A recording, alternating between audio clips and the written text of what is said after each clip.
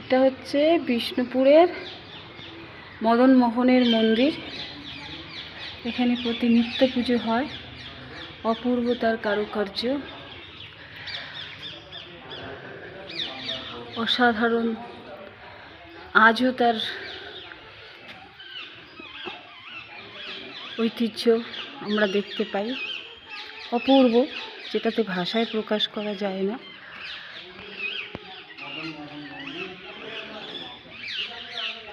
এটা হচ্ছে নাট মন্দির,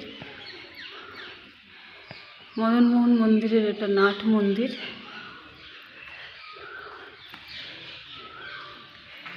এখানে যেসব কারুকার্য রয়েছে, এই যে দেয়ালের যে কারুকার্যগুলো দেখা যাচ্ছে, এখনও তার এতটুকু ঐতিহ্য নষ্ট হয়নি, অপূর্ব। সবাইকে আমি বলবো একবার এসে, বিষ্ণুপুর এসে এই মদনমোহন মন্দির আরও আছে, এই সমস্ত ভিজিট করুন। আমার মনে হয় ভালো লাগবে আপনাদের।